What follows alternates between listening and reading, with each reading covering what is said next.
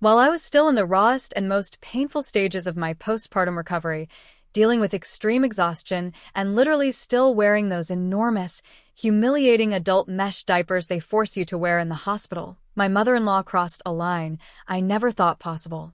Without any scruples, she took a picture of the used condoms my husband and I had used the night before and posted it for the whole world to see on her TikTok account.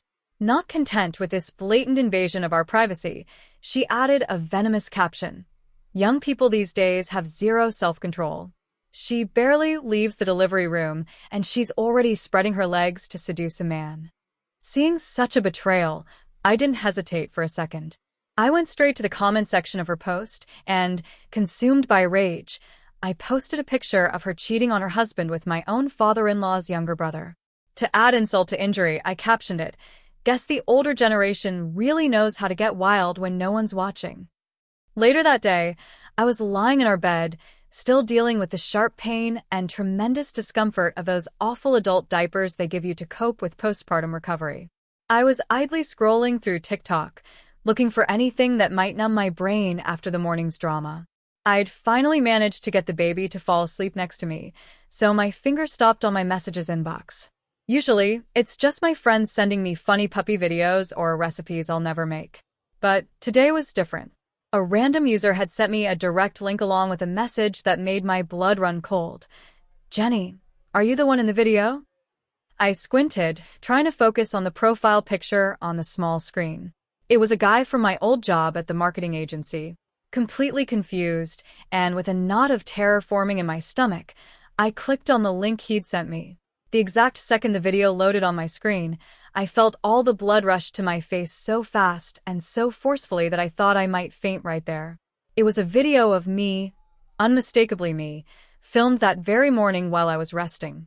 My mother-in-law, Brenda, had barged into our room under the pretext of waking me up so I could go downstairs and make breakfast for her precious son, Liam. In the video, I appeared fast asleep, vulnerable, my head resting heavily on Liam's arm. But the camera didn't stay on my face. The lens slowly lowered, zooming in shakily but with a clear and malicious intent, focusing directly on a used condom wrapper that had been left on the nightstand.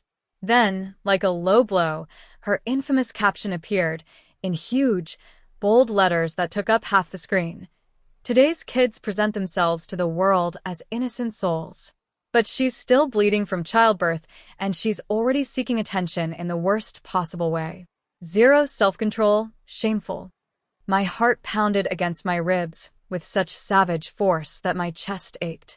Pure, burning rage flooded me as I recalled what had actually happened the night before. Liam had practically begged me, whined like a small child, and emotionally manipulated me for hours to be intimate. Finally, physically and mentally exhausted, with my stitches still aching from childbirth, I gave in to his demands only to get him to shut up once and for all and let me rest in peace. And now, as a reward for my sacrifice, Brenda had posted it online to make me look like a slut to thousands of strangers, an insatiable woman who doesn't even respect her own postpartum period. I realized in that precise, bitter instant that feeling sorry for an immature man and indulging his whims is the quickest and surest way to ruin your own life. My hands trembling with barely contained rage, I immediately forwarded the video to Liam, who was at work. "Tell your mom to delete this right now, or I swear there will be consequences," I wrote. TikTok's algorithm is terrifyingly efficient and unpredictable. If my former coworker had stumbled across it on his feed, who else in our circle had already seen it? My parents? My former neighbors? The conservative group at my family's church? Panic began to mix with anger, suffocating me. A minute later, the screen lit up with Liam's reply. "Come on, babe. Is he wrong? You were pretty wild last night." And he had the nerve to follow up his message with a disgustingly suggestive emoji. I felt really nauseous.